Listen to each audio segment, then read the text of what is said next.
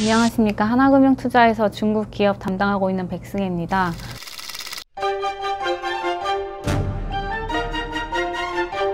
오늘은 제가 중국의 온라인 헬스케어 플랫폼에 대해서 좀 인덱스 자료를 작성해서 오늘 소개해 드리려고 합니다. 네, 올해 전 세계적으로 코로나19가 확산이 되면서 중국에서도 굉장히 이런 온라인 헬스케어 플랫폼들이 많이 주목을 받았었고요. 중국인들에게는 이미 이런 모바일 소비 환경이 굉장히 보편화되어 있는데 이번 코로나19를 계기로 비대면 소비와 건강 관리에 대한 이런 필요성이 더해지면서 올해 중국의 온라인 헬스케어 산업이 유례없는 호황기를 맞았다라고 보고 있습니다. 이런 코로나19라는 특수한 상황에 직면하게 되면서 중국 정부와 소비자가 온라인 헬스케어 플랫폼의 장점인 효율성과 편리성을 자연스럽게 경험할 수 있는 계기가 됐고, 이 플랫폼에 대한 소비자와 정부의 인식에 큰 변화가 생겼다라고 이렇게 보고 있습니다. 실제로 중국의 대표적인 온라인 의료 서비스 플랫폼인 핑한 굿닥터의 사례를 보시면 중국에서 코로나19가 급격하게 확산된 2019년 12월부터 올해 1월까지 신규 이용자 수가 전년비 900% 가까이 증가를 했고요. 그리고 중국에서 코로나19가 최고조에 달한 2020년 올해 1월 20일부터 2월 10일까지 누적 방문자 수는 11억 명에 달했습니다. 그리고 관련된 이제 중국의 온라인 헬스케어 플랫폼 상장사인 핑한 굿닥터와 알리건강의 주가는 연초 이후 굉장히 큰 폭의 상승률을 기록을 했고요. 시가총액이 핑한 굿닥터가 한화로 18조 원, 그리고 알리건강이 40조 원 규모로 굉장히 큰 대기업으로 성장할 수 있는 굉장히 중요한 계기가 되었다라고 보고 있습니다. 네, 중국에서는 이제 온라인 헬스케어 플랫폼들에 대해서 이제 소개를 드리면 2006년에 하오다이프라는 기업이 가장 먼저 설립이 됐고요. 그리고 2010년에 현재 위닥터로 사명이 변경된 꽈하오가 설립이 됐고, 그리고 현재 이제 상장사인 알리건강과 핑한 굿닥터가 모두 2014년에 정식적으로 이제 설립이 됐다라고 이렇게 보시면 될 것 같습니다. 그리고 2015년에 텐센트가 꽈하오에 투자를 해서 사명을 위닥터로 변경하게 됐고, 2018년에 핑한 굿닥터가 홍콩 거래소에 상장을 했습니다. 그래서 알리건강 같은 경우는 주로 이제 온라인 헬스케어 플랫폼 사업 안에서도 주로 전자상거래 사업을 영위하고 있는 기업이라고 보시면 될 것 같고요. 매출액의 97%가 전자상거래에서 발생을 하고 있습니다. 그리고 반면에 이제 핑한 굿닥터 같은 경우는 전자상거래 매출도 50% 이상 발생을 하고 있지만, 그 외에 원격 진료 사업이라든지 건강관리 관련된 건강검진 예약이라든지 이런 다른 기타 헬스케어 서비스 영역도 다 전반적으로 영위를 하고 있는 기업이라고 이렇게 보시면 될 것 같습니다.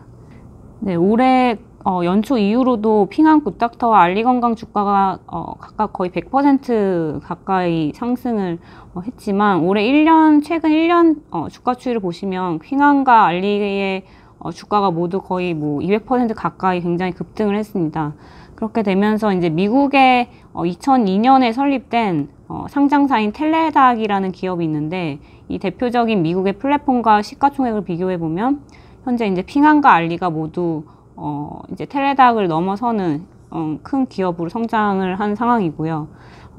잠깐 텔레닥에 대해서 좀 말씀드리면, 텔레닥 매출도 거의 알리나 핑한처럼 굉장히 매출도 최근 5년간 굉장히 가파르게 성장을 했고, 주가 같은 경우는 핑한과 알리와 유사하게 거의 2020년 들어서 굉장히 좀 급등한 이런 주가 흐름을 보였습니다. 그리고 중국의 이제 모바일 헬스케어 플랫폼들 이용자 수를 조금 비교를 해보면, 핑한 굿닥터 같은 경우 올해 2020년 3월 기준으로 원격 진료는 이런 플랫폼 사업을 하고 있는 플랫폼들 기준으로 보시면 위닥터나 하오다이프 대비해서 거의 이용자 수가 5배 가까이 차이가 나고 있습니다. 그래서 이용자 규모 면에서 굉장히 이제 핑한 굿닥터가 압도적인 지배력을 보유하고 있는 상황이고, 올해 1분기 기준으로 원격 진료 신규 이용자 66%도 대부분 핑한 굿닥터로 유입이 된 상황입니다. 플랫폼 사용자 충성도를 보셔도 좀 핑한 굿닥터가 좀 우위에 있는 상황이라고 보시면 될 것 같고요. 중국의 원격 진료 서비스란 사전적 의미는 환자가 병원을 방문하지 않고 이런 모바일이나 정보통신 기술을 통해서 의사의 진료를 받을 수 있는 의료 서비스라고 보시면 되는데, 간단히 말해서 병원에 방문을 해서 진료를 받는 과정을 모바일 앱이나 전화나 이메일과 같은 이런 모바일 기기를 통해서 원격으로 진행하는 것이라고 이렇게 보시면 될 것 같습니다. 그래서 현재 중국 플랫폼 기업들의 원격 진료 사업 방식 크게 두 가지로 나뉘는데, 플랫폼 기업이 의사 개개인과 계약을 체결하는 방법이 하나 있고, 또 다른 방법은 이런 플랫폼 기업들이 인터넷 병원이라는 걸 설립을 해서 원격 진료 서비스를 제공을 할 수가 있습니다. 인터넷 병원이라는 개념은 중국 정부가 2015년부터 도입한 시스템이고, 기본적으로 오프라인 병원에서 진료를 받은 환자들을 위한 온라인 의료 서비스 플랫폼이라고 보시면 될 것 같습니다. 그래서 중국은 인터넷 병원을 통해서 이제 원격 진료를 이용하든지 아니면 플랫폼을 통해서 이용하든지, 이 원격 진료 서비스를 이용하려면 먼저 오프라인 병원에서 초진이 필요하고요. 그 다음에 원격 진료 같은 경우는 가벼운 질병이나 만성질환 환자에 한해서 재진만 가능한 상황입니다. 따라서 예를 들면은 지속적으로 처방약 복용이 필요한 고혈압 환자의 경우에는 약 처방을 받기 위해 매번 이제 병원을 방문할 필요 없이 온라인으로 전자 처방전을 받고, 이 전자 처방전이 지정된 약국으로 전송이 돼서 이 의약품이 바로 집으로 배송되는 이런 시스템이 되어 있다라고 이렇게 보시면 될 것 같습니다. 그래서 중국에서 이 온라인 헬스케어 플랫폼 같은 경우는 정부가 정책적으로 지지하고 육성하고 있는 산업이라고 보시면 될 것 같습니다. 2014년부터 정부가 공립병원을 기점으로 이 온라인을 통한 농촌의 병원과 대도시의 병원을 연결하는 이런 원격 진료를 촉진하기 시작하면서 이 온라인 의료 시장이 성장을 하게 된 거고, 대도시에 집중되어 있는 불균등한 의료 자원 분배 문제를 해결하기 위해서 작은 도시의 공립병원도 대도시에 이런 의료 자원을 활용할 수 있도록 원격 진료를 적극적으로 추진을 해왔다라고 보시면 될 것 같습니다. 그리고 2015년부터는 이제 중국 정부가 정책적으로 이런 플랫폼 기업과 같은 IT 기업과 병원 간의 온라인 의료 서비스 플랫폼 구축을 촉진하기 시작하면서 아까 말씀드린 그런 인터넷 병원 같은 개념이 인터넷 병원 설립이 급격히 증가하기 시작했고, 2015년 12월에 위닥터가 중국 최초로 이런 인터넷 우전 인터넷 병원을 설립을 했습니다. 그리고 현재 2019년부터는 건강보험 적용도 가능해진 상황이고요. 그래서 온라인 진료비 같은 경우는 각 지방정부별로 정한 비율이나 이런 거에 따라서, 보장 비율에 따라서 온라인 진료비도 그 건강보험 급여 적용을 받을 수 있도록 지금 정책적으로 추진이 되고 있는 상황이고, 올해 3월부터는 이제 코로나19가 좀 계기가 된 걸로 보고 있는데, 전자 처방전을 받은 그 처방약 같은 경우도 국가 건강보험 적용이 가능해졌습니다. 그래서 예를 들면 인터넷 병원의 담당 의사가 전자 처방전을 발급하면 인터넷 병원이 그 처방전에 대해서 심사를 진행하고, 그 건강보험에서 지정한 약국으로 처방전이 전달돼서 건강보험 급여에 해당되는 금액은 건강보험 기금에서 지불하는 방식이라고 보시면 될 것 같습니다. 다음에 이어서 말씀드릴 부분은, 그래서 중국에서 이 의료 서비스 관련된 플랫폼 기업들이 필요한 이유, 온라인화가 필요한 이유에 대해서 말씀을 드리려고 합니다. 먼저 첫 번째는 중국 같은 경우는 경제 규모 같은 경우 전 세계 2위인 국가이지만 의료 서비스 수준은 선진국과 비교하면 아직 많이 뒤처져 있다라고 이렇게 보시면 될 것 같습니다. WHO에 따르면 중국의 인구 1000명당 의사 수는 1.8명으로 한국의 2.3명, 그리고 미국의 2.6명 대비해서 거의 지금 현재 가장 최근까지 나온 데이터 2015년 데이터인데, 중국의 인구 1000명당 의사 수가 거의 한국의 2005년 수준, 그러니까 한국의 10년 전 수준이고 미국의 1990년대 수준이니까 미국 대비해서는 25년이 뒤처진 상황이라고 이렇게 보시면 될 것 같고요. 2000년대 이후부터 중국 정부가 재정 지출을 늘리고 민간 자본을 투입하면서 의료 공급 시장이 꾸준히 개선이 되어 왔지만 여전히 좀 선진국 대비해서 많이 뒤처진 상황이고, 또 다른 문제는 중국의 의료 수요가 대도시의 대형 종합병원에만 몰리고 있는 것도 좀 큰 문제가 되고 있다고 보시면 될 것 같습니다. 중국에서 가장 큰 한국의 대학병원급이 상급 종합병원이라고 보시면 되는데 상급 병원의 병상수 비중은 전체 중국의 의료기관의 38% 비중밖에 되지 않지만 중국의 전체 의료 서비스 수요의 50% 이상을 지금 감당하고 있는 상황이고요. 최근 5년간 병상 이용률이 98% 수준, 2014년 이전에는 100%를 넘어설 정도로 굉장히 이 대도시의 상급 병원의 초과 수요 상태가 해소되지 않고 있는 상황이라고 보시면 될 것 같습니다. 따라서 중국 같은 경우는 이제 대도시의 종합병원 앞에 이제 아침에 가보면 외래 진료 접수에만 소요되는 대기 시간이 평균 3시간 이상 기다려야 되는 상황이고, 아침에 보면 굉장히 그 병원 앞에 줄이 길게 늘어서 있습니다. 그래서 실질적인 진료 시간 매우 짧은데 굉장히 진료까지 소요되는 시간 굉장히 긴 상황이라고 이렇게 보시면 될 것 같고, 지역 간의 의료 수준 격차도 굉장히 심한 상황이라고 보시면 될 것 같습니다. 대도시나 경제 수준이 높은 동부 연안 지역 같은 경우는 이런 상급 병원이 굉장히 집중되어 있는데, 중국의 중서부 지역 같이 상대적으로 낙후된 지역 같은 경우는 그렇지 못한 상황이다 보니 중국에서 이제 의료 수준이 가장 발달된 대도시의 종합병원 같은 경우는 전국 각지에서 찾아온 환자들로 인해서 굉장히 넘치는 수요를 감당하기 어려운 상황이라고 이렇게 보시면 될 것 같습니다. 이 그림 20번을 보시면 이거는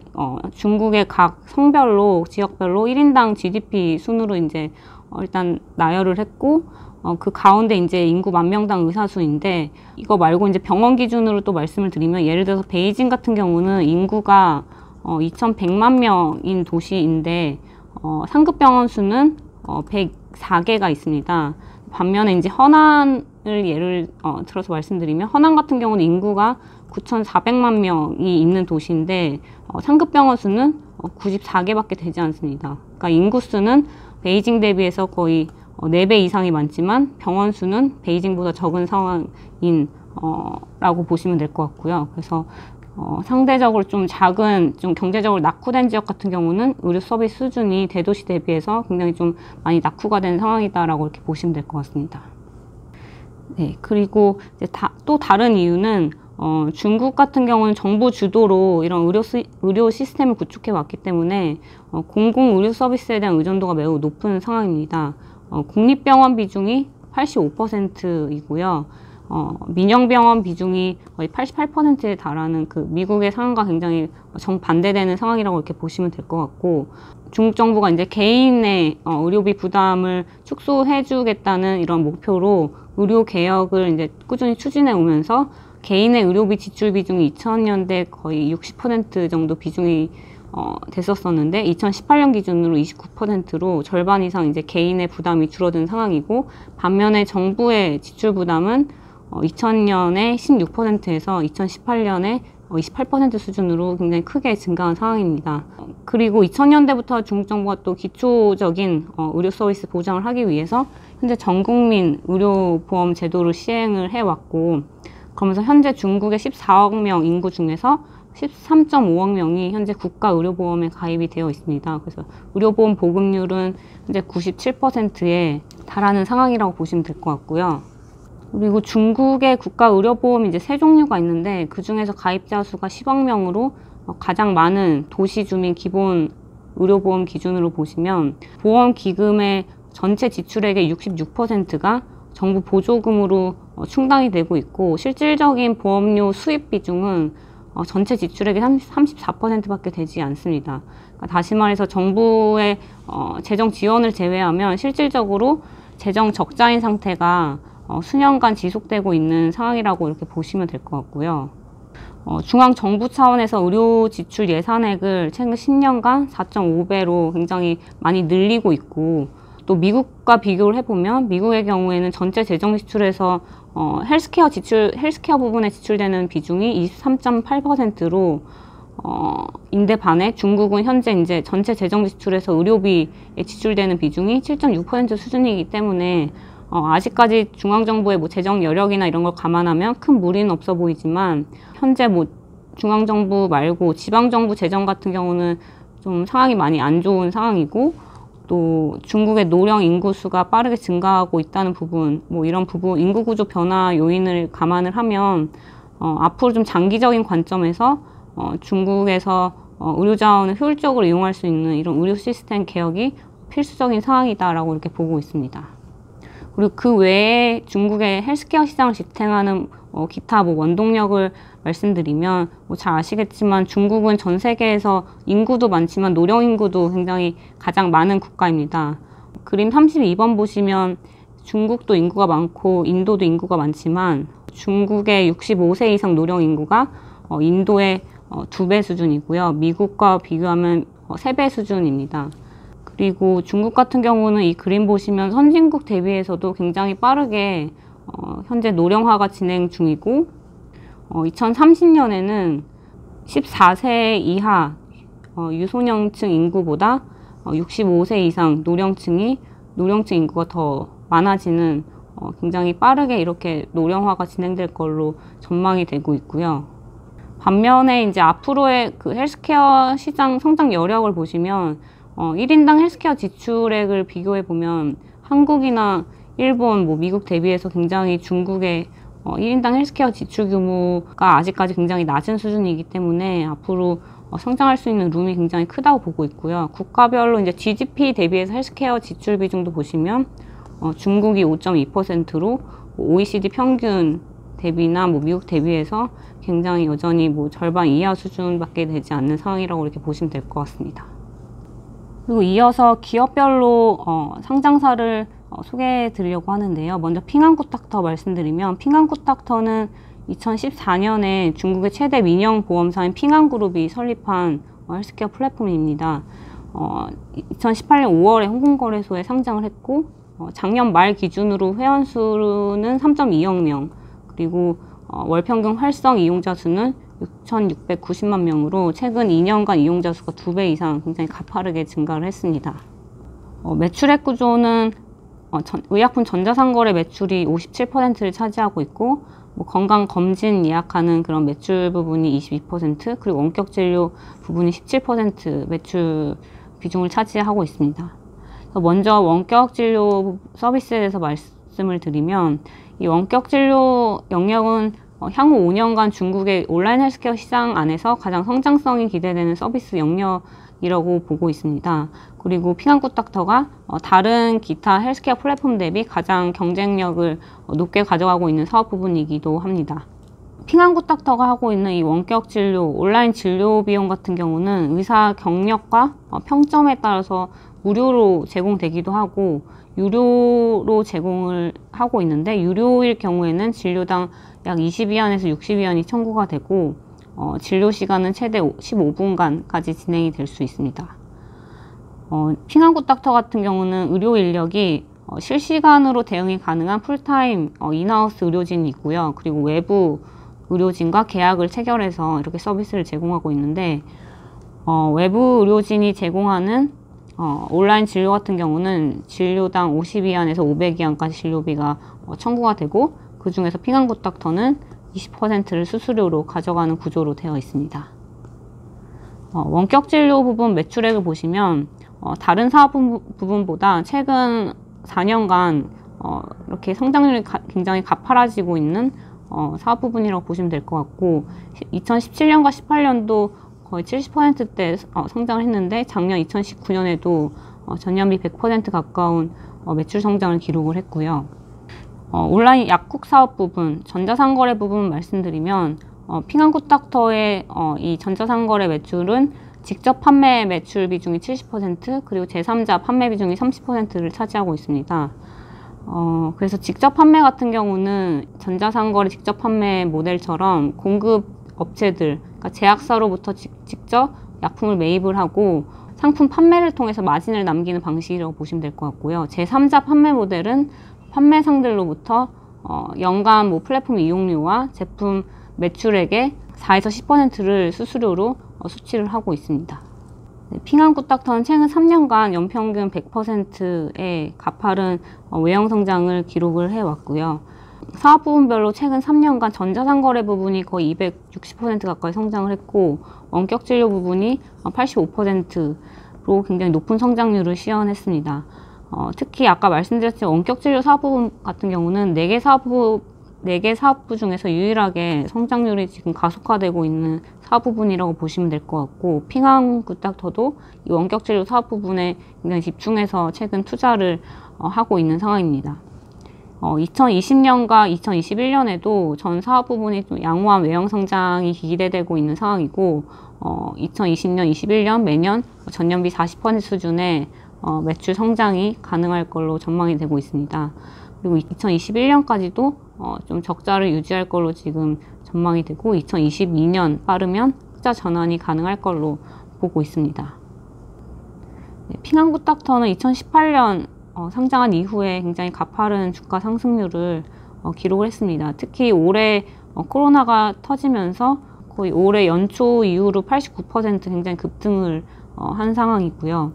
현재 핑항굿닥터 주가 같은 경우는 2020년 12개월 포워드 PSR 주가 매출액 비율로 보시면 14.7배에서 거래 중입니다. 그래서 연초 이후에 핑항굿닥터를 포함해서 온라인 헬스케어 업종이 전반적으로 주가가 급등하면서 중국과 미국의 피어와 비교해 보시면 알리건강도 현재 PSR이 14배에서 거래되고 있고, 미국의 피어인 텔레닥도 14.3배에서 모두 14배 수준에서 거래되고 있습니다. 그래서 2019년과 2021년 온라인 헬스케어 플랫폼 기업의 평균 매출 성장률이 52%로 중국 기타 이제 인터넷 업종이 29%인 것을 평균 29%인 것을 감안하시면 굉장히 압도적인 탑라인 성장이 전망이 되고 있지만, 단기적으로는 좀 너무 오버슈팅 구간이 아닌가 이렇게 판단을 하고 있습니다. 장기적으로 봤을 때는 중국의 온라인 헬스케어 산업 성장력이 굉장히 성장 잠재력이 크다고 보고 있고, 핑항굿닥터 같은 경우는 원격 진료 사업 부분이나 이런 전반적인 헬스케어 서비스 영역에서 중장기적인 수혜가 가능한 기업이라고 보고 있기 때문에, 이런 장기적인 관점에서는 꾸준히 투자 기회를 보실 필요가 있다라고 보고 있습니다. 네, 이어서 알리건강에 대해서 좀 간단하게 소개해드리면, 알리건강은 최대 주주가 알리바바이고요. 알리바바 그룹의 지분이 다 합치면 67.55%로 굉장히 많이 지분을 보유하고 있습니다. 그래서 알리바바가 모회사인 알리바바가 아무래도 이제 전자상거래 쪽에서 경쟁력을 보유한 기업이기 때문에, 알리건강 같은 경우도 이 의약품 전자상거래 쪽으로 매출액이 거의 B2C와 B2B를 합치면 거의 97%가 전자상거래에서 발생하고 있다라고 이렇게 보시면 될 것 같고요.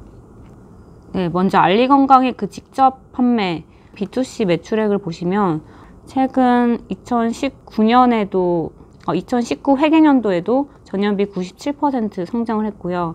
2020 회계년도니까 2019년 4월부터 이제 올해 3월까지 실적이라고 보시면 되는데, 최근 회계년도에도 전년비 92%의 매출 성장을 달성을 했습니다. 활성 이용자 수 같은 경우도 최근 2개 회계년도 연속 굉장히 많이 이용자가 순증하고 있는 상황이라고 이렇게 보시면 될 것 같고요. 네, B2B 그 플랫폼 비즈니스 같은 경우는 알리바바 티몰 약국 플랫폼에서 거래하는 판매상에 제공하는 이런 전반적인 부가가치 서비스를 통해서 수수료를 받고 있다라고 이렇게 보시면 될 것 같고, 두 가지 비즈니스 모델이 있습니다. 일단 티몰로부터 서비스를 아웃소싱 하는 경우가 있고, 티몰로부터 그냥 전체적으로 이 사업을 인수하는 경우가 있는데, 아웃소싱 하는 경우에는 판매상 매출액의 3%를 수수료로 받고 있는데, 그 커미션 피에 대해서 알리건강이 21.5%를 가져가고 티몰이 나머지 78.5%를 나눠 갖는 경우가 있고, 두 번째로 이제 전체적으로 티몰로부터 판매상과 사업부 인력을 인수하는 경우에는 이 3% 수수료에 대해서 알리건강과 티몰이 반반씩 나눠 갖는 방식으로 사업을 전개하고 있습니다. 이 B2B 플랫폼 매출액 같은 경우는 최근 회계년도에도 전년도에 직전 회계년도에 300% 이상 성장했었는데, 최근 회계년도에도 70% 가까운 전년비 매출 성장을 기록을 했고, 활성 이용자 수 같은 경우도 계속 최근 반기 기준으로 보시면 3천만 명씩 계속 꾸준히 순증을 하고 있는 상황입니다.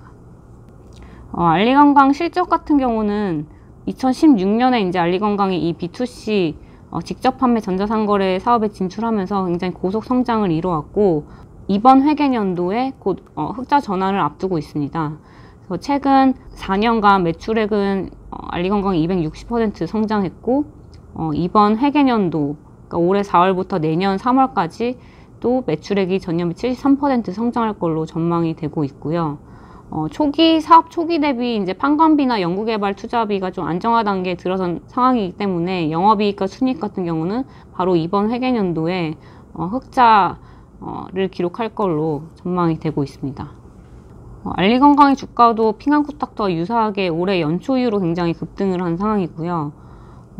연초 이후로는 현재 108% 상승을 했습니다. 그래서 뭐 아까 말씀드린 이유와 핑한코딱지와 같은 이유로 연초 이후 주가가 급상승한 부분은 좀 주가의 좀 부담 요인이라고 보고 있고요. 물론 다른 인터넷 피어 대비해서 뭐 탑라인 성장이라든지 이익 성장이 좀 압도적으로 높은 수준이기 때문에 피어 대비 주가 프리미엄 부과는 타당해 보이지만 단기적으로 봤을 때는 조금 오버슈팅 구간이 아닌가 이렇게 판단하고 있습니다.